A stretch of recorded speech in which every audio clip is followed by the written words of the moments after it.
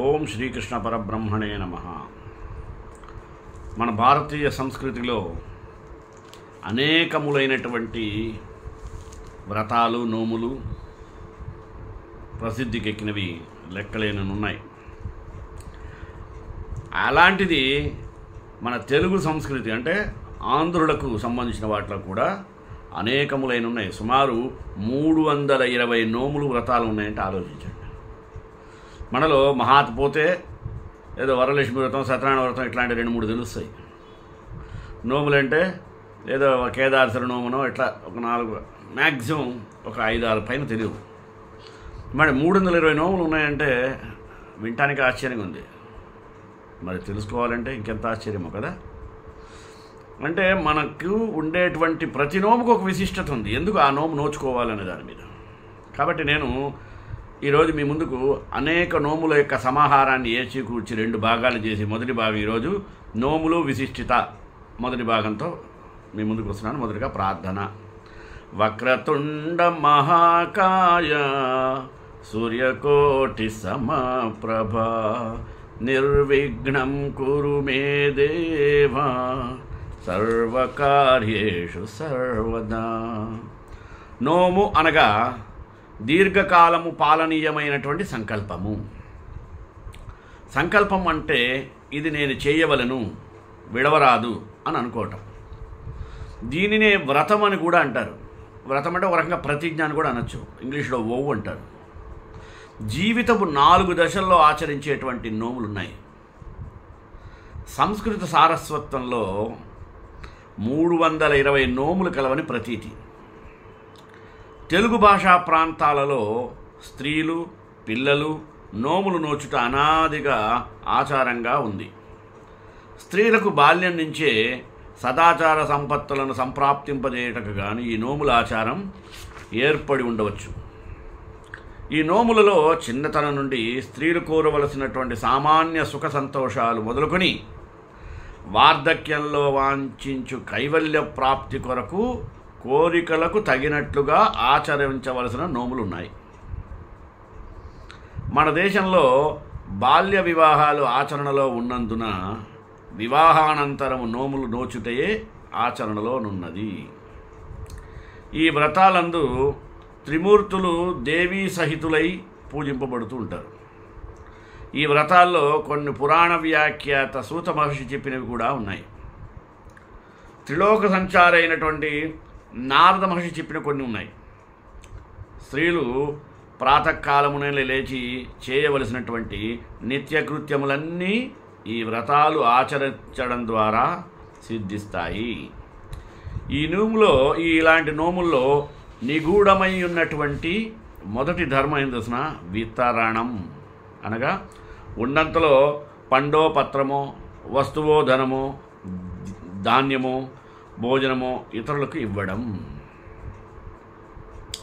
ఇతర ప్రయోజనాలేంది? భగవద్భక్తి, సదాచార సంపత్తి, ఉదయమే లేవడం, నిత్యకృత్యాలు తీర్చుకునడం, స్నానం ఆచరించడం, మడి వస్త్రాలు ధరించడం, పచన కార్యములను నెరవేర్చటం అంటే వంట చేయడం, భక్తి శ్రద్ధలతో షోడశోపచారములతో దైవమును ఆరాధించటం, దైవ నివేదనమైన ప్రసాదాలను అందరికీ పంచి చివరిగా తాను స్వీకరించడం. ఇలాంటి సల్లక్షణాలన్నీ అబ్బుతాయి. ఇప్పుడు నోముల యొక్క పరంపరలో మొదటిగా 33 పున్నముల నోము కథ అనే దాంతో ఆరంభిస్తాం. ఒక బ్రాహ్మణునకు ఒక కుమార్తె కలదు. అతడు ఆమెకి పెళ్లి చేశాడు. పెళ్ళైన 3వ రోజు ఆ బాలిక తన స్నేహితురాలింటికి పేరంటానికి వెళ్ళింది. అంతలో ఆమె భర్త మరణించెను. ఆమె పేరంటము నుండి తిరిగి వచ్చే దారిలో ఆ ఊరి రాజుగారి దివాణము ఒకటి ఉండింది. రాజుగారి భార్య మేడపై నిలిచి దారిలో పూచిన బాలికను చూసి, అమ్మాయి, నేను 33 పున్నముల నోము నోచుకుంటున్నాను, నేను వాయసం ఇస్తాను, పుచ్చుకుంటావా అని అడిగిందట. ఆ చిన్నది అందుకు ఒప్పుకొని ఆ వాయనం పుచ్చుకొని ఇంటికి వచ్చింది. అంతకుముందే మరణించి ఉన్నటువంటి ఆమె భర్త నిద్ర మేల్కొనిన వాని వలె బ్రతికి లేచాట. అప్పుడు అతని దహన కార్యమునకు వచ్చిన బంధువులు అది చూచి ఆశ్చర్యపోయారు. ఎంత అదృష్టవంతురాలివమ్మా, ఏమి నోము నోచితువో కానీ చచ్చిన మగడు బ్రతికాడు అని అన్నారు.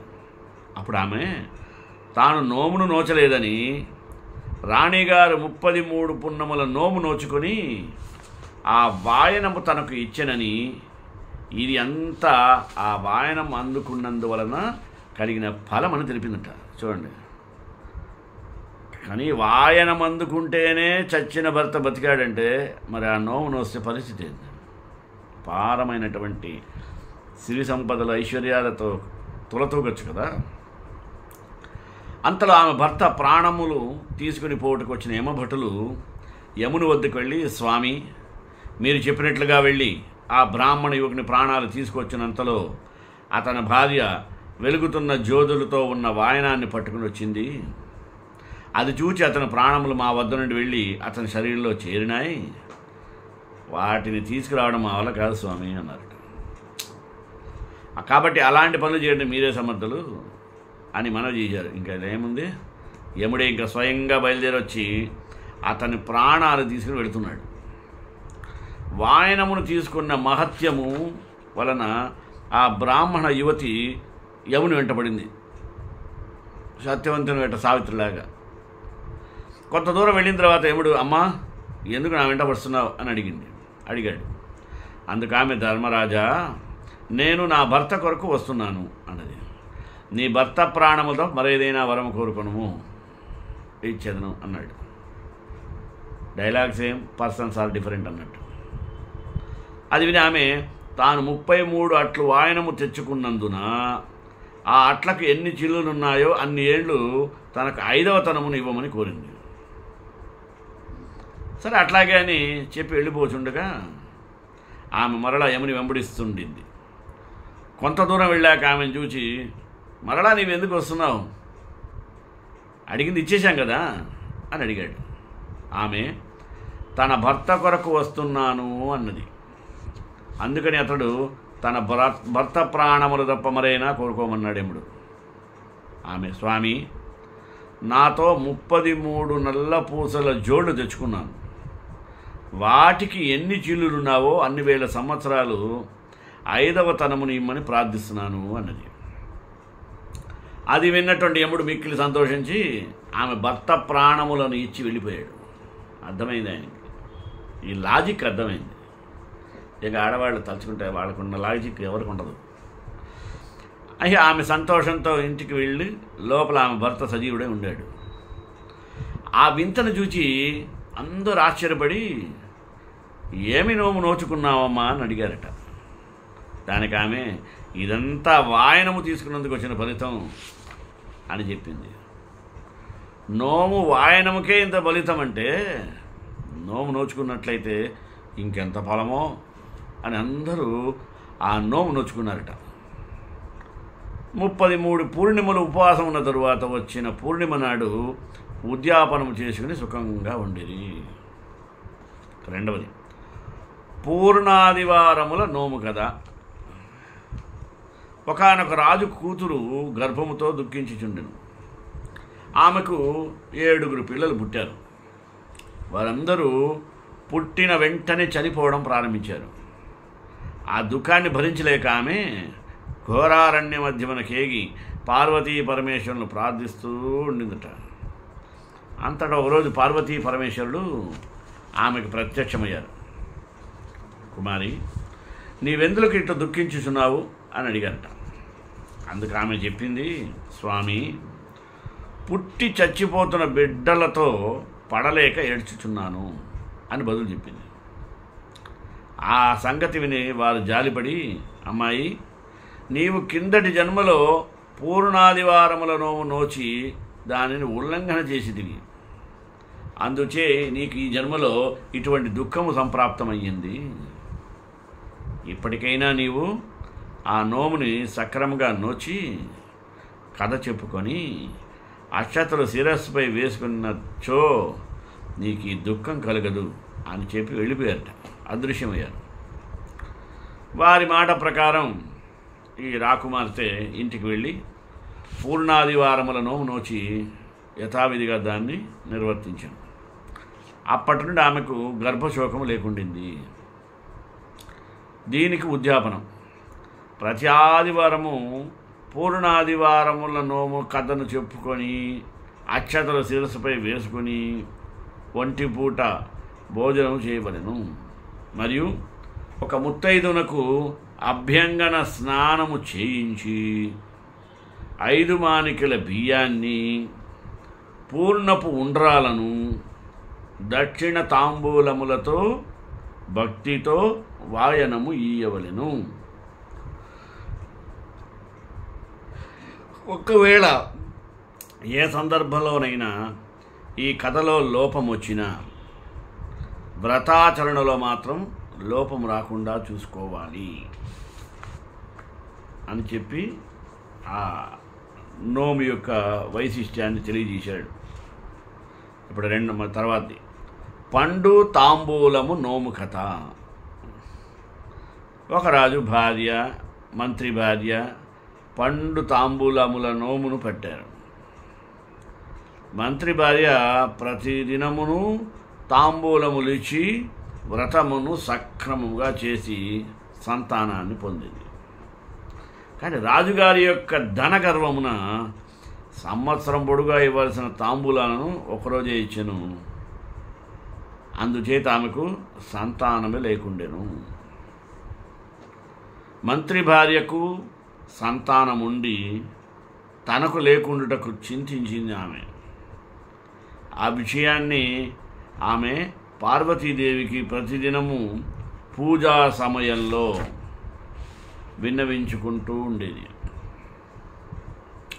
ఒకనాటి రాత్రి పార్వతీదేవి ఆమెకు కలలో కనబడి ప్రత్యక్షమై, నీవు పండు తాంబూలపు నోము నోచి తాంబూలములన్నింటినీ ఒకనాడే తెచ్చి ఉల్లంఘన చేయుటచే నీకు సంతానము లేదు, కావున నీవు ఆ నోమును మరలా నోచుకునుము అని చెప్పి అంతర్ధానమయ్యింది. ఇప్పుడు ఆమె గుర్తుకు తెచ్చుకుంది, నోమును యథావిధిగా చేసింది. చివరికి సంతాన ప్రాప్తి కూడా అమ్మాయికి కలిగింది. ఉద్యాపనము. ఏడాది అయిన తరువాత ఒక పుణ్యస్త్రీకి తలంటు నీళ్లు పోసి భోజనము పెట్టి 25 పండ్లు, చీర, రవికెల గుడ్డ పెట్టి ఆమెకు ఇవ్వవలెను. నిత్య విభూది నోము కథ. ఇంకోటి, సోమయాజులు గారు తన ముద్దుల కూతురునకు పెద్ద సంబంధాన్ని చూసి పెళ్లి చేశాడు. ఆ అమ్మాయిలు అత్తవారింట సుఖముగా ఉండేను. కానీ ఆమెకి ఎన్ని ఉన్నప్పటికీ ఏదో లోపము ఉన్నట్లుగానే అనిపించిందట. ఆ సంగతి అర్థం కాక ఆమె అత్తగారు వియ్యంకునితో ఇలా అందట, సోమయాజులు గారు తన కుమార్తె అసంతృప్తి పొందుచున్నదని గ్రహించి ఆమెచే నిత్య విభూతి నోమును నోయించింది. వ్రత విధానం ప్రకారము ఆమెతో రోజుకొక పుణ్యస్త్రీకి అంటే ముత్తైదకు తల దువ్వించి బొట్టు పెట్టి తాంబూలము ఇప్పించను. అట్లు ఏడాది అంటే 1 సంవత్సరం పాటు చేసిన పిమ్మట ఉద్యాపన చేయించింది. అప్పటి నుండి ఆమె సంతృప్తి చెంది సకల ఐశ్వర్యాలను పొంది ఆనందమైన జీవితాన్ని గడపసాగను. దీనికి ఉద్యాపన ఎలా అంటే 5 తాంబూలాలు, 5 రవికల గుడ్డలు, 5 విభూతి పండ్లు పట్టుకొని శివాలయానికి వెళ్ళాలి. 5 ముత్తైదువులకు గంధ కుంకుమాదులతో అలంకరించాలి. తరువాత వారికి వాయనము ఇవ్వాలి. ముత్తైదువులు ఆ విభూతి పండ్లను శివుని సాన్నిధ్యమున ఉంచి మిగిలినవి తీసుకోవాలి. ఈ పద్ధతిలో ఏదైనా తప్పుడు జరిగిందనుకోండి, ఫలితం తేడాగా ఉంటుంది. ఇది దాని కదా. ఇప్పుడు మాఘపాదివారము నోము. ఒక గ్రామంలో లక్ష్మీదేవమ్మ అని ఒక భాగ్యశాలిని ఉన్నది. ఆమెకు 5 కొడుకులు. ఒక సంవత్సరమును మాఘ పూర్ణిమకు ముందర రథసప్తమి నాడు ఆమె అభ్యంగన స్నానమునర్చి అక్షతలు చేతబట్టుకొని కొడుకులను పిలిచింది. నాయనలారా, మాఘపాదివారపు కథ చెప్తాను వినండి అన్నది. కానీ వారికి అప్పుడే రాజుగారి సభకు వెళ్ళవలసిన కాలము మించిపోతున్నదని చెప్పి వాళ్ళు అక్కడి నుంచి ఉడాయించారు, అంటే వెళ్ళిపోయారు. అప్పటికే సభ ప్రారంభమై చాలాసేపు అయ్యింది. రాజు బ్రాహ్మణ బాలులను విడిగా మన్నించాడు. వారు కట్టివిడి మన్నను జరుగుట చేత అప్పుడు వారు తమ తల్లి చెప్పబోయిన కథ వినకుండుటచే నట్టివిడి మన్నన జరిగినని చింతించి ఇంటికి వెళ్ళి లక్ష్మీదేవమ్మ మనుమలను పిలిచి కథ వినండి అని కోరాను. వారు తమకు బడివేళ అయినదని చెప్పి వెళ్ళిపోయారు. బడిలో పంతులు ఆలస్యంగా వచ్చేవారిని కొట్టాడు. అప్పుడు వారు కథ వినకుండా వచ్చినందుకు ఇలాంటి కష్టం వచ్చింది అని ఏడుస్తూ ఇంటికి పోయారు. తరువాత ఆమె నీళ్లాడు రేవు దగ్గరకు వెళ్ళి అక్కడున్న స్త్రీలకు చూసి, అమ్మలారా, మాఘపాది ఆదివారపు కథ చెప్తాను వినండి అని చెప్పింది. కానీ వారు నీళ్లు తోసుకుని పోవాలని చెప్పి కడవలను నెత్తిన పెట్టుకుని వెళుచుండగా నడిత్రోవలో ఆ కడవలు కాస్త కింద పడి బద్దలైపోయినాయి. అప్పుడు వారు, అయ్యో, మనము మాఘపాదివారం యొక్క నోము కథ వినకుండుట వలన ఇటువంటి నష్టం వచ్చింది అని చాలా బాధపడుతూ ఇండ్లకు వెళ్ళారు. తరువాత ఆమె తనకెదురుపడినటువంటి యాయవరపు బ్రాహ్మణుని పిలిచి కథ వినుమని కోరింది. కానీ అతడు పొద్దుపోచున్నది, యాయవారమునకు పోవలెను, నీ కథను వినుటకు కాలము లేదు అని చెప్పి వెడలిపోయాడు. ఆనాడు అతనికి ఏమీ దొరకలేదని మిక్కిలి పశ్చాత్తాపడుతూ ఉండేవాడు. తర్వాత ఆమె కమ్మరిని, కుమ్మరిని, మేదరిని కథను వినమని అడిగింది. వారు పని ఉండదని చెప్పి అసలు ఆ కథనే వినలేదు. అప్పుడు వారికి వారి పనులలో ఎనలేని కష్టాలు వచ్చాయి. వారు ఆ కష్టములకు కారణము లక్ష్మీదేవమ్మ చెప్పబోయిన మాఘపాదివారపు కథ వినకపోవడమే కారణం అనుకొని మిక్కిలి బాధపడ్డారు. అప్పుడు ఆమె ఊరు వెలుపులకు వెళ్ళి అక్కడ ఉప్పర గుడిసెలో ఉన్నటువంటి ఉప్పరి సోదెమ్మను చూచి కథ వినమని కోరినాం. అది విని సోదెమ్మ తాను గడిచిన శనివారం నాడు ఒంటిపూట భోజనం చేసి ఉండుట చేతను, నాడు ఆదివారం ఒకట చేతను మానెడు పాలలో చేరెడు బియ్యం వేసి పాయసం వండి పెట్టినచో కథ వినదను అని అన్నట్ట. సరే, ఆమె కోరిన కోరిక ప్రకారం లక్ష్మీదేవమ్మ పాయసం వండి పెట్టింది. సోదరమ్మ గర్భిణి ఒకటచే ఆ పాయసాన్ని తిని సొమ్మసిల్లి నిద్రపోయింది. ఆమె గర్భమందలి పిల్ల లక్ష్మీదేవమ్మతో, మా యమ్మ కడుపు మీద అక్షంతలు వేసి కథ చెప్పిన ఎడల నేను కథను వినదను. ఆమె అట్టే చేసి కథ చెప్పుకుంటూ ఉన్నది. అంతలో సోదెమ్మ లేచి కథ చెప్పమని అడిగింది. లక్ష్మీదేవి ఆమెతో, అమ్మ, నీ కడుపులోని పిల్ల కథ విన్నది. నీకు మగపిల్లవాడు పుట్టినా ఆడపిల్ల పుట్టినా నాకు కబురంపు అని చెప్పి ఆమె తన ఇంటికి వెళ్ళిపోయింది. కొంతకాలానికి ఉప్పరి సోదెమ్మ ఆడపిల్లను కన్నది. వెంటనే ఆమె వార్తను లక్ష్మీదేవమ్మకు తెలియజేశాను. ఆ తరువాత లక్ష్మీదేవమ్మ అక్కడకు వెళ్ళి ఆ శిశువును తీసుకొని పోయి అడవిలో రావి చెట్టునకు కోకతో ఉయ్యాల వేసి బిడ్డనందు నిద్రపుచ్చి, ఈ బిడ్డ ఇంచుక ఏడవకుండాను పాడండి, పాటలు పక్షివరులారా, ఊపండి ఊయలరా వృక్షజాలారా, నీడ నొసగుడు నీలమేఘములారా,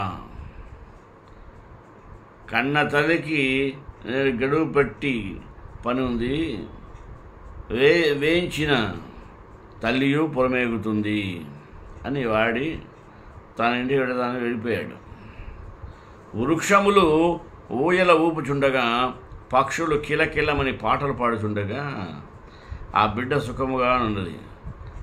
అంతా ఒక రాజమార్గమున వెళ్ళుచూ చక్కని చుక్కవలే ఇచ్చిన మొగ్గవలే అందాల నిస్సిగ్గువలే ఉన్న ఆ కన్యను చూసి అతడు ఆశ్చర్యపోయి ఆమెకు సవారీ మీద నెక్కించుకొని తన గ్రామమునకు పోచుండెను. ఆ బిడ్డ పోయిన దారిలో నున్న చేలు కంటికి కుంచెడయ్యను. పాడుబడ్డ గ్రామాలు పట్టణములయ్యను.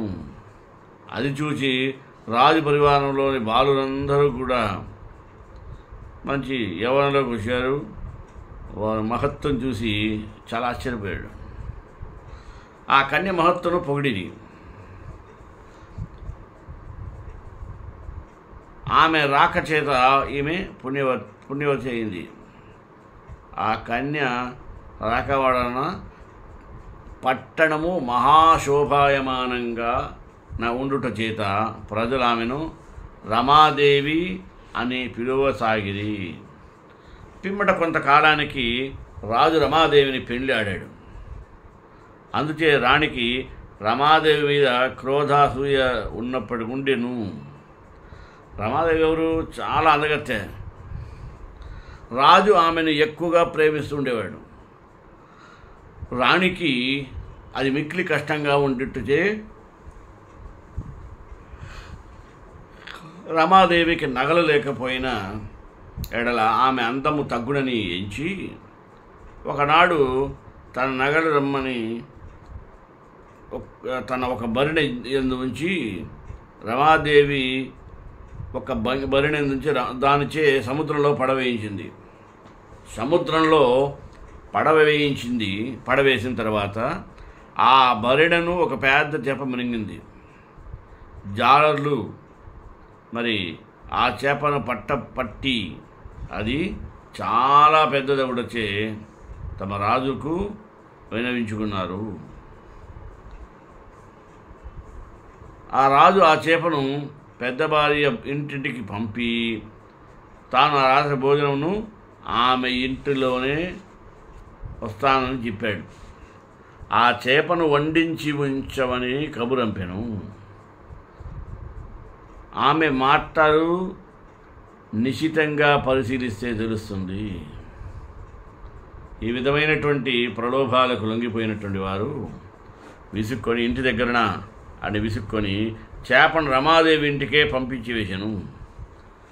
రమాదేవి దానిని దాచిచే కాయించుచుండగా వాని కడుపులోని బరిణ నుండి కళ్ళుమని నగలు క్రింద పడ్డాయి. ఎప్పుడైతే క్రింద పడ్డాయో బరి నుండి గల్లు శబ్దానికి ఆ నగలు అన్నింటినీ తీసుకొని ఒక్క పీసు కూడా వదిలిపెట్టకుండా అక్కడి నుంచి బయలుదేరండి. రాజు వచ్చి రమాదేవి అలంకారం చూసి ముగ్ధుడి ఆ సంగతి పెద్ద భారతితో చెప్పుటకు ఆమె అంతఃపురానికి వెళ్ళాడు, అంటే రాణివాసానికి. రమాదేవికి నగలు దొరికిన సంగతి ఆమెకు అస్సలు అంతకుముందు పూర్వమే తెలియటం వలన ఆమె రమాదేవిని చంపవలనని పాయసముతో సిద్ధపడుచుండ అంతలో 16 సంఖ్యలో కూడి ఉన్నటువంటి షోడశోపచార పూజలు కావించి ఇప్పుడు మనం వినాయకుని యొక్క వ్రతాన్ని చదువుకోవాలి. ఇంతకు పూర్వమే తెలియుటచే ఆమె రమాదేవిని చంపవలనని పాయసంలో విషము పెట్టి చంపించుటకు సిద్ధపడుచుండగా అంతలో రాజు అక్కడికి వెళ్ళి దాని త్రాగి మరణించాడు. రాణి సహగమనం చేయుటకు సిద్ధపడుచుండగా ఆ సంగతి రమాదేవి కబురు పంపింది. రమాదేవి కూడా సహగమనము చేయవలెనని బయలుదేరుతుంటే ఒక వృద్ధ బ్రాహ్మణుడు ఆమె ఇంటికి చొచ్చి, ఎక్కడికి వెళుతున్నావమ్మా అని ప్రశ్నించాడు. భర్తతో మరణించుటకు పతితో సహగమనం చేయుటకు వెళ్ళుచున్నాను అని బదులు చెప్పింది. అది విని అతడు సౌభాగ్యవతి భవ అన్నాడు. అంత పని జరగరాదు, నాకు కాళ్ళు కడుక్కొనుటకు నీళ్ళిచ్చి నీవు కూడా కాళ్ళు కడుక్కొమ్ము అన్నను. ఆమె అట్లే చేసింది. వెంటనే అతడు, నాకు దాహమునిచ్చి నీవు కూడా దాహము పుచ్చుకొనవలను. అప్పుడు ఆమె, మొగుడి శవం మొగసారి ఉన్నది, మగని కొరకు నేను మొత్తుకొనుచుంటిని, దాహం పుచ్చుకొనుట ధర్మం కాదనను. అది విని వృద్ధ బ్రాహ్మణుడు, సౌభాగ్యవతి భవ, అంత గతి పుట్టరాదు, నేను చెప్పినట్టు చేయమన్నాడు. ఆమె అట్లే చేసింది. అతడు తనకు తల అంటి నీళ్లు పోసి గంధం ఇమ్మని అడిగి ఆమెను కూడా తల అంటుకొని పసుపు రాసుకోమని ఆజ్ఞాపించాడు. అందులోకి ఆమె భయపడి, స్వామి, మగడు పోయి ఏడ్చుచు కాళ్ళు కడుక్కొని కాళ్ళు దాచుకుంటుని, దాహం పుచ్చుకొని కడుపు దాచుకుంటుని, పసుపు రాసుకొని ముఖమెట్ల దాచగలని ఆమె ప్రశ్నించింది. అందుకు ఆ బ్రాహ్మణుడు, సౌభాగ్యవతి భవ, నీకెందుకమ్మా అంత భయము, నే చెప్పినట్లు చేయమన్నాడు. సరే, అలాగని ఆమె చేసింది.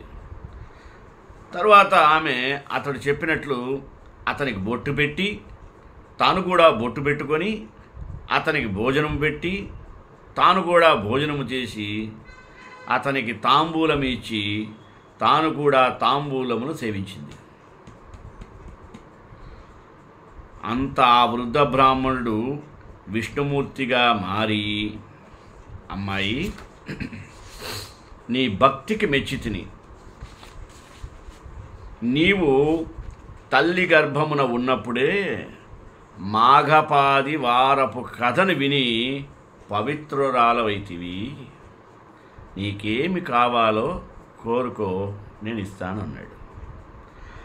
ఆమె మిక్కిలి ఆనందపడి సంతోషించి తనకు పతిభిక్ష పెట్టవలసినదిగా కోరింది. సరే, విష్ణు భగవానుడు అటులేనని అక్షతలను ఇచ్చి వాటిని ఆమె భర్త శవం మీద చల్లవలని చెప్పి అదృశ్యమయ్యాడు. తర్వాత ఆమె ఆ అక్షతలు పట్టుకొని తన భర్త శవం దగ్గరికి వెళ్ళి దానికి ముమ్మార్లు అంటే 3 సార్లు ప్రదక్షిణము చేసి అక్షతల మీద జల్లింది.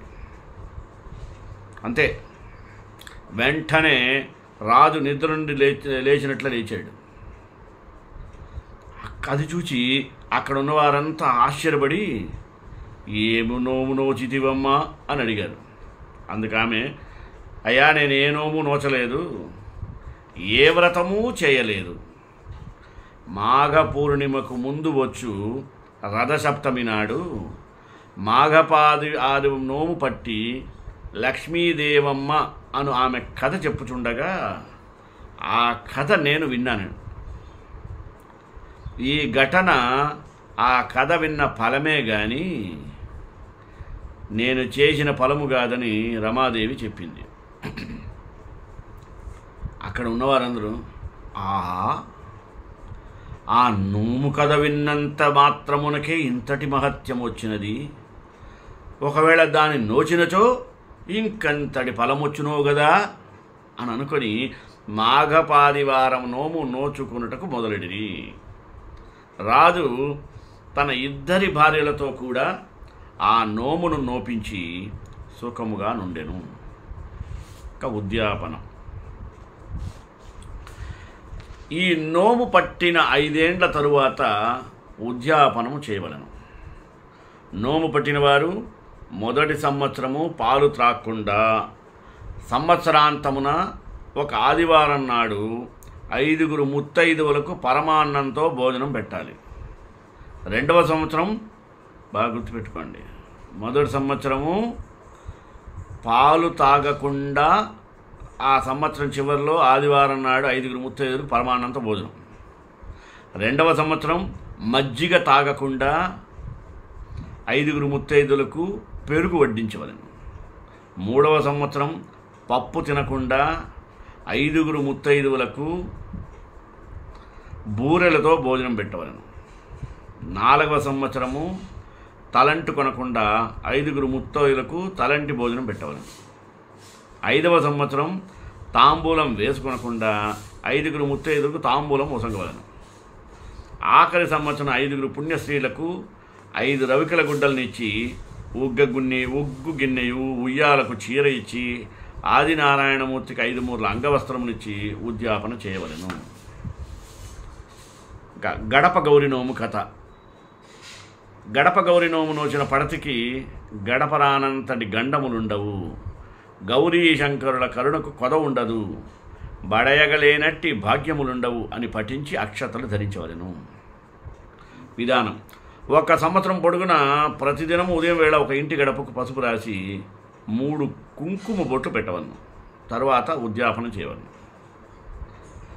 ఉద్యాపన: పై విధముగా 1 ఏడాది చేసిన పిమ్మట ఒక పళ్ళెంలో 13 జతల గారెలు, 1 కొత్త చీర, 1 రవికల గుడ్డ, మంగళసూత్రాలు, రూపు, మెట్టెలు, పసుపు, కుంకుమ ఉంచి దక్షిణ తాంబూలములతో 1 ముత్తైదుకు వాయనమివ్వలను.